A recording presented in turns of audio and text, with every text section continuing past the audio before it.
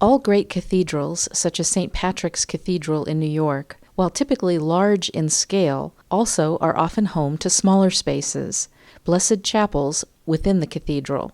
The same is true at the sprawling 34-acre Christ Cathedral campus, known worldwide for its 13-story Tower of Hope, massive glass cathedral, and iconic carillon.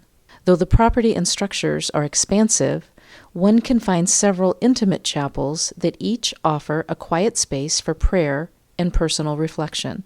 OC Catholic TV asked Father Christopher Smith about the significance of the chapels at Christ Cathedral. All great cathedrals have a very significant space, which is the main cathedral area. This is where the primary liturgies of the cathedral parish and the diocesan liturgies are celebrated. In the ancient tradition of cathedrals, however, there are also what we call devotional chapels.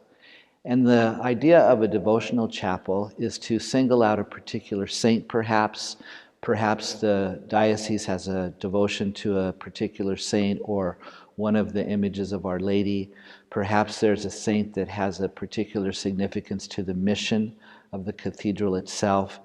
A chapel is simply a place that is smaller and more intimate for people to go to either honor a saint, honor a kind of ministry or charism, or just to have a quiet place to pray that isn't as massive as the typical cathedral worship space.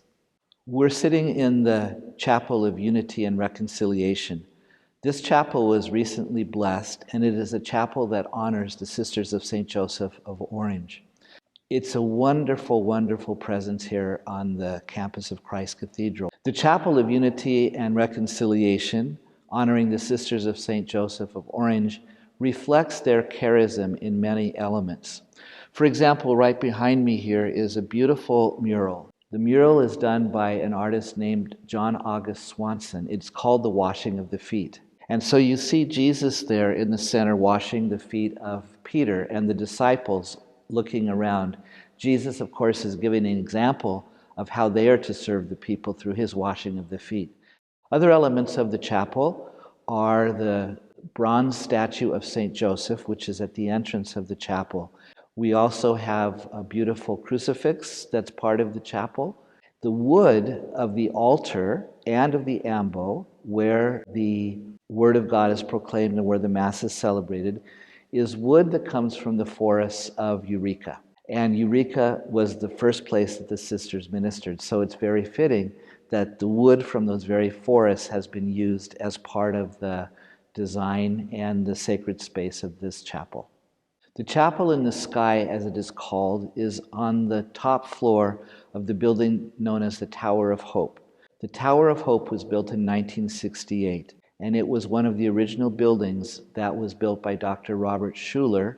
Dr. Schuller built what is called the Chapel in the Sky. He wanted a place at the top of that Tower of Hope for people to come to pray.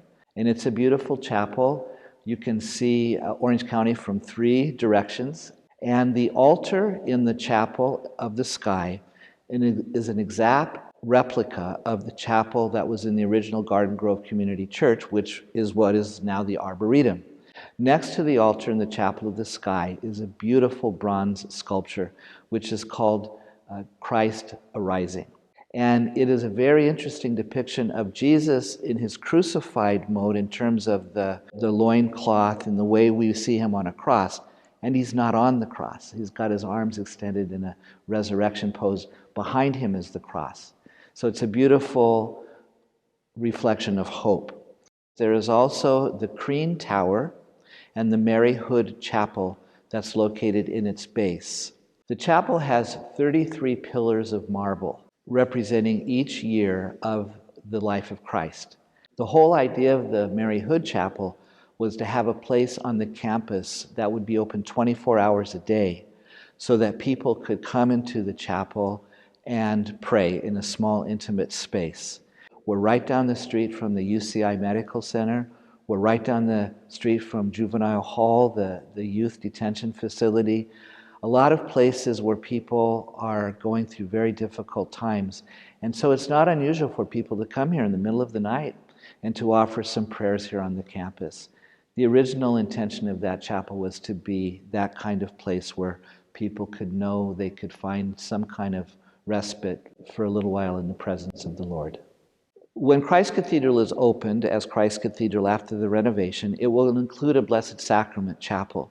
The Blessed Sacrament chapel is the place where the tabernacle will be, and that's where the Blessed Sacrament is reserved after the Masses. And so it's a beautiful tabernacle, 4 sides depicting a scene of the life of Christ. The bronze base each has a depiction of a different event in the life of Christ. So over time, if you keep visiting that chapel and look at the artwork, you're going to get a very good catechesis, if you will, of the life of Jesus. In the design plan for Christ Cathedral is a chapel that will be known as the St. Callistus Chapel. The St. Callistus Chapel will be in the undercroft of the Christ Cathedral. The chapel will hold about 250 people. It's going to be dedicated to St. Callistus because St. Callistus is the name of the parish that moved here to the Christ Cathedral campus from their location on Chapman and Lewis. And to honor the legacy of the original parish, which is now called Christ Cathedral Parish, that chapel will be called the St. Callistus Chapel. All of these beautiful, intimate places of prayer, they are well worth a visit and a way, really, to be prepared for the opening of Christ Cathedral, which when it opens will also include the Blessed Sacrament Chapel and the Chapel of St. Callistus. All are very welcome to come to see these beautiful places.